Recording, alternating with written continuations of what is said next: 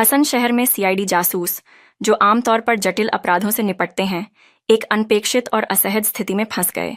ये गंभीर चेहरे वाले अधिकारी, जो बड़े बड़े अपराधों और जटिल घोटालों को सुलझाते थे, अब खुद को एक के बाद एक सेक्स स्कैंडल्स में उलझा हुआ पा रहे थे। उनके सामने 3 हाई प्रोफाइल मामले आए थे, जिनमें से हर एक पिछली से ज्यादा सनसनीखेज था। पहला मामला था पूर्व हसन सांसद प्रज्वल रेवन्ना का, जिनका नाम एक पेन ड्राइव स्कैंडल में बदनाम हो गया था। इस पेन ड्राइव में स्पष्ट तस्वीरें और वीडियो थे, जो लोकसभा चुनावों के दौरान व्यापक रूप से प्रसारित किए गए थे। प्रज्वल पर बलात्कार का आरोप था और सीआईडी की 2 जिम्मेदारियां थीं। यह पुष्टि करना कि क्या वीडियो में आंशिक रूप से दिखने वाला व्यक्ति वास्तव में प्रज्वल है, और पीड़ितों के बयानों के साथ साक्ष्य जुटाना। इस जांच में अधिकारियों को बार बार स्पष्ट सामग्री देखनी पड़ी, जिससे उन्हें ऐसा लगा जैसे वे किसी R-रेटेड मूवी मैराथन में हों।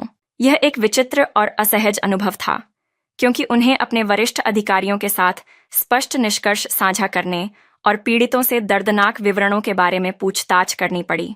प्रज्वल मामले के साथ जूझते हुए सीआईडी को एक और विस्फोटक फाइल मिली।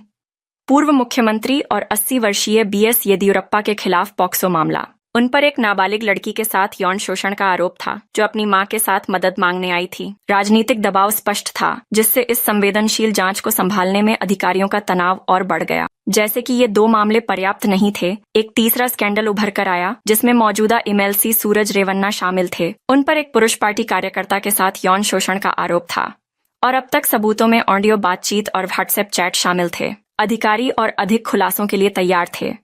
पहले से ही स्पष्ट सामग्री और उच्च दांव आरोपों की निरंतरता से थकान महसूस कर रहे थे। इन परेशान करने वाले मामलों का लगातार सामना करने से जासूसों पर बुरा असर पड़ा। कुछ ने तो अपने वरिष्ठ अधिकारियों से यह स्वीकार भी किया कि इन जांचों की प्रकृति उनके काम को असहनीय बना रही थी। अपनी प्रशिक्षण के बावजूद इन सेक्स स्कैंडल्स को संभालना उनके सामान्य अपराध मुक्ति कर्तव्यों से बहुत अलग था। इन स्कैंडल्स के बीच सीआईडी एक बड़े वित्तीय अपराध की भी जांच कर रही थी, मल्टी करोड़ वाल्मीकि कॉरपोरेशन घोटाला। यह मामला स्कैंडल्स से असंबंधित विभाग की व्यापक जिम्मेदारियों की याद दिला रहा था। हालांकि सेक्स स्कैंडल्स ने सीआईडी को सार्वजनिक दृष्टि में ला खड़ा किया था, जिससे उनकी जांचें स्थानीय चाय की दुकानों पर चर्चा का विषय बन गई थीं।